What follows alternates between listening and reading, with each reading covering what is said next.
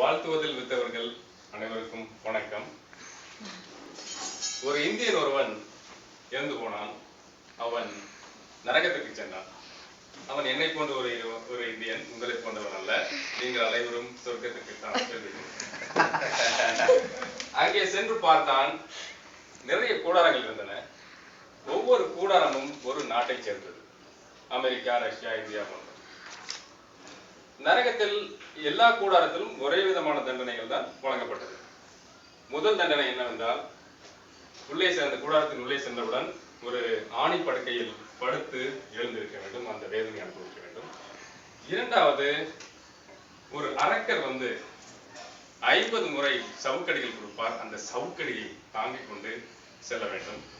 மூன்றாவது, ஒரு மின்சார நாற்காலியில் அமர்ந்து அந்த மின்சாரம் பாய்ச்சுவார்கள், அந்த வேதனையை அனுபவித்து விட்டு எழுந்து வெளியே வர வேண்டும்.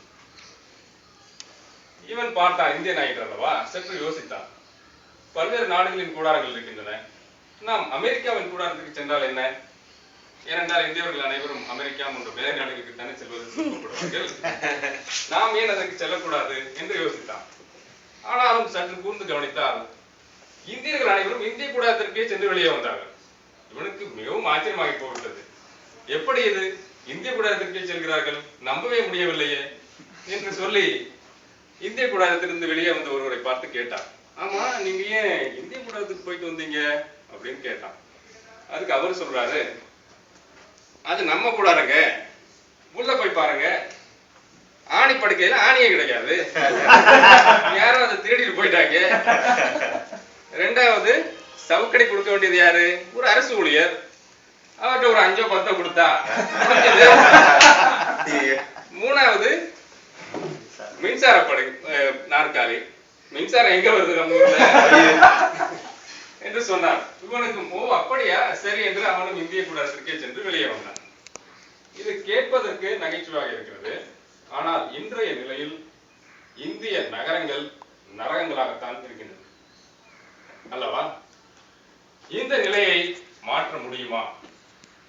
முடியும் என்பவர்கள் கை தூக்குங்கள். மிக்க நன்றி. தூக்கியவர்கள் அனைவருக்கும் மிக்க நன்றி. தூக்காதவர்களும் வகையில் இந்த கதையை நான் சொல்ல இருக்கின்றேன். பெங்களூரில் ஒரு சிறுவன் இருந்தான். அவன் பேர் ரமேஷ். நல்ல படிக்கக்கூடியவன். அவனுடைய அப்பா அவர்கள் சென்னையிலிருந்து பெங்களூர் ஒரு சிறு வாணிபம் தொழில் நடத்தி வந்திருந்தார். இவன் நன்றாக படிக்கக்கூடிய மாணவன். பள்ளிக்கு சென்று படிப்பான். ஒரு நாள் பள்ளியில் சொன்னார்கள், இந்தியா வளமை மிகுந்த நாடு, இந்தியா செழிப்பு மிகுந்த நாடு. அந்த காலத்தில் குப்தர்கள் இருந்தார்கள். நம் பகுதியில் சோழர்கள் இருந்தார்கள். மிகவும் செழித்து விளங்கியது என்றெல்லாம் சொல்லி அவனை மிகவும் உற்சாகப்படுத்தி அனுப்பினார்கள். வீட்டிற்கு வரும் வழியில் அவன் பார்த்தான், சாலை 2 பக்கமும் ஒரே குப்பை. குழந்தைகள் எல்லாம் அதுலயே விளையாண்டுகிட்டு இருக்கிறாங்க. ஒரு பூங்காவும் இல்லையே, என்ன இது செழிப்பானதுங்கிறாங்க, இங்க இப்படி இருக்கிறதே என்று சொல்லி அவன் வீட்டிற்கு வந்தான். வீட்டிற்கு வந்து அனைவரும் அமர்ந்து உண்ணுவதற்காக வந்தார்கள். அப்பொழுது அவனுடைய அம்மா சொன்னாங்க, என்னங்க 4 நாளா தண்ணியே வரல, நான் எவ்வளவோ கஷ்டப்பட்டு போய் அந்த வீட்டுல போய் கெஞ்சு கேட்டு இந்த வீட்டு கண்டத்துல போய் இறைச்சிக்கிட்டு ஊத்திக்கிட்டு இருக்கேன், நாளையில நீங்க தான் போவீங்க அப்படின்ட்டாங்க. உடனே அவரும் யோசிக்கிறார், என்னடா இது பெரிய தொல்லையா போச்சு அப்படின்னு.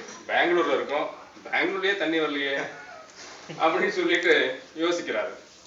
ஒண்ணு பண்ணா என்ன, கங்கையில நிறைய தண்ணி இருக்கு, காவேரியில தண்ணி வரமாட்டேங்குது, கங்கை காவிரி இணைச்சிட்டா என்ன அப்படின்னு ஒரு நல்ல அருமையான கருத்தை, ஒரு ஐடியாவும் சொன்னார்.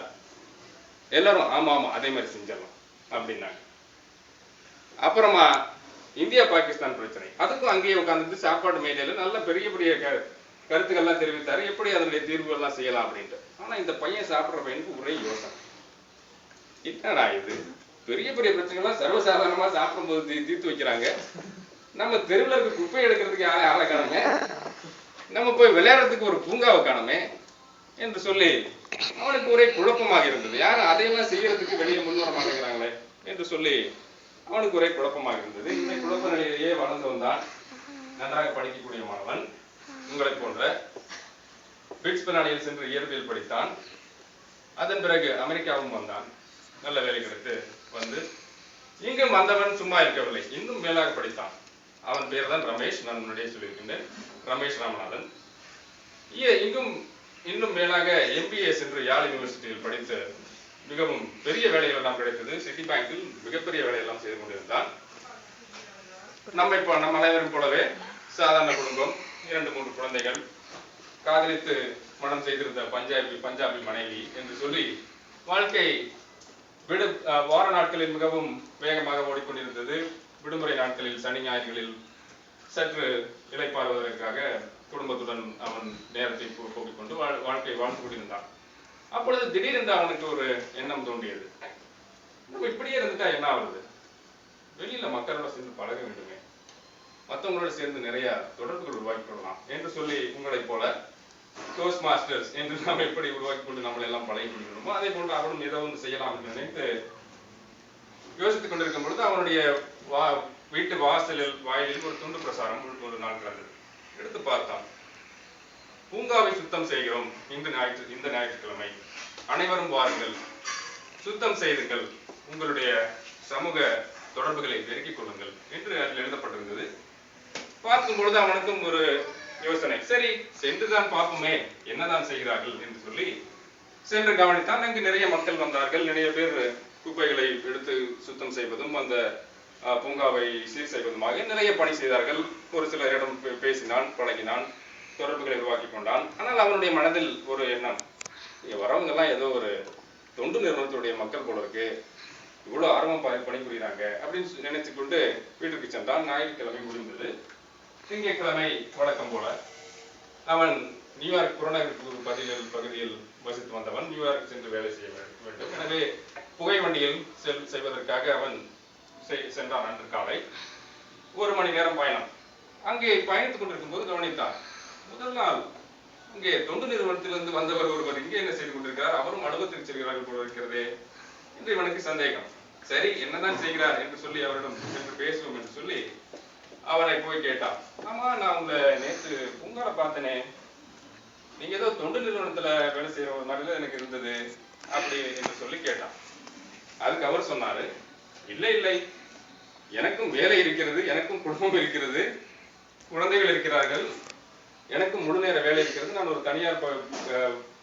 தனியார் கம்பெனியில் நல்ல ஒரு வேலையும் செய்து வருகின்றேன். ஆனாலும் விடுமுறை நாளைகளாவது என்னுடைய நகரத்தை நான் கவனிக்காவிட்டால் யார் கவனிப்பார்? அதற்காகத்தான் விடுமுறை நாட்களிலாவது ஒரு நேரத்தை ஒதுக்கி நான் அது போன்ற வேலைகளை செய்து கொண்டிருக்கிறேன் என்று அவர் சொன்னார். இவனுக்கு அப்பொழுதுதான் ஆச்சரியம், ஓ இப்படித்தான் அமெரிக்கா இப்படி சுத்தமாக இருக்கிறதா, மக்களே அரசுடன் சேர்ந்து வேலைகள் செய்கிறார்களா என்று சொல்லி அவனுக்கு அப்பொழுது மிகவும் ஒரு புதிய யோசனையும் ஆச்சரியமாகவும் இருந்தது. இது போன்ற பல இடங்களிலும் சென்று பார்த்தாங்க. அவனுடைய நகரத்தினுடைய நிதி நிலைமை விவாதிக்கக்கூடிய கூட்டமும் நடந்தது. அங்கும் அரசு பணியாளர்கள் வந்திருந்தார்கள், பொதுமக்களும் வந்திருந்தார்கள். எல்லோரும் சேர்ந்து கலந்து எது முக்கியமான பிரச்சனைகள், எதை நாம் முதலாவதாக தீர்வு செய்ய வேண்டும், எதை அப்புறமாக செய்து கொள்ளலாம் என்று சொல்லி எல்லோரும் பேசினார்கள். பொதுமக்கள், அரசு இரண்டும் சேர்ந்து. இதையெல்லாம் பார்த்து அவனுக்கு இப்படி செய்தால்தான் இந்தியாவும் அமெரிக்கா போன்று வல்லரசு ஆக முடியும், குறைந்தபட்சம் பொது வசதிகளாவது மேம்பட்டதாக இருக்க முடியும் என்று நினைத்து அமெரிக்காவை விட்டு இந்தியாவிற்கு சென்றான். இந்தியாவிற்கு சென்றவன் சும்மா இல்லை, அவன் ஒரு ஒரு கம்பெனியை ஒன்றை நடத்திக் கொண்டு அதே சமயத்தில் ஜனாகிரகா என்ற அந்த இயக்கத்தை உருவாக்கி இருக்கிறான். இந்த ஜனாகிரகா என்பது சத்தியாகிரகா என்று காந்தியடிகள் எப்படி ஒரு இயக்கத்தின் மூலமாக சிதறி கிடந்த மாகாணங்களை ஒன்றாக இணைத்து ஆங்கிலேயரை எதிர்த்து போராடி விடுதலை வாங்கி தந்தாரோ அதே போன்ற அந்த பெயரை தழுவியதாக ஜனாகிரகா என்று உருவாக்கி இன்று காந்தியடிகள் அமைத்து சென்ற அந்த தேரை ஒரு கோயிலில் எப்படி தேர் இருக்குமோ அது போன்ற ஒரு தேராக அமைக்கப்பட்டது நம்முடைய இந்தியா. ஆங்காங்கே சிதறி கிடந்த மாகாணங்களை சேர்த்து ஒரு தேராக உருவாக்கி அதை இயக்குவதற்காகத்தான் சட்டமன்றங்களும் நாடாளுமன்றங்களும் பாராளுமன்றங்களும் சக்கரங்களாக அமைக்கப்பட்டன. ஆனாலும் இந்த சக்கரங்கள் சரியான திசையில் செல்லவில்லை. செல்ல வைக்க வேண்டும் என்றால் என்ன செய்ய வேண்டும்? அதற்கான அந்த கயிறு, தாம்பு கயிறு அந்த தேரிடம் கட்டப்பட்டு பொதுமக்கள் வந்து அதை இழுக்க வேண்டும். இழுத்தால்தான் நம் நாடும் அமெரிக்கா மற்றும் மேல்நாடுகளை போன்று சுத்தமானதாக இருக்க முடியும், மேம்பட்டு வளர முடியும் என்று நினைத்து உருவாக்கப்பட்டதுதான் இந்த ஜனாகரஹா.org என்ற அந்த இணையதளத்தில் சென்று பார்த்தால் உங்களுக்கும் நிறைய தெரியும். இதன் மூலமாக நிறைய செய்திருக்கின்றான். உதாரணத்துக்கு சொல்ல வேண்டும் என்றால், குஜராத்தில் குழந்தைகளுக்கு எப்படி தங்களுடைய சமுதாயத்துடன் இணைந்து தங்களுடைய பிரச்சனைகளை தீர்வு செய்து கொள்ள முடியும் என்பதை அவர்களுக்கு கற்றுக் கொடுத்து அவர்களே தீர்வையும் கொண்டு வந்து அந்த தீர்வை எடுத்துச் சென்று முதலமைச்சரிடம் சமர்ப்பித்து முதலமைச்சர் அதற்கு நிதியும் அளித்திருக்கின்றார். அவருடைய பள்ளிக்கூடத்தை சார்ந்த பகுதிகளை அந்த குழந்தைகள் அங்கே இருக்கும் பிரச்சனைகளை அவர்களே தீர்வு காண்டும் இருக்கின்றார்கள். இது இன்னும் மேலும் நிறைய செய்ய வேண்டியிருக்கின்றது அல்லவா? செய்து வந்தால்தான் நம் நாடு செழிப்படையும். சரி, நீங்கள் கேட்கலாம், நான் இங்கே இருந்து என்ன செய்யலாம் என்று கேட்கலாம். நீங்கள் செய்ய வேண்டியது, நான் கேட்டுக்கொள்வது இந்த 3 தான். ஒன்று, ஜனாகரஹா.org என்ற அந்த இணையதளத்தை சென்று நேரம் கிடைக்கும் பொழுது கட்டாயம் பாருங்கள். இரண்டாவது, அவனை பற்றி, அந்த ஜனகரஹா என்ற இயக்கத்தை பற்றி பொதுமக்களிடம் பேசுங்கள். உங்களுடைய உறவினர்கள், நண்பர்கள் முதலாளர்களிடம் மற்றும் மற்றவர்களிடமும் எப்பொழுதும் சொல்லுங்கள்.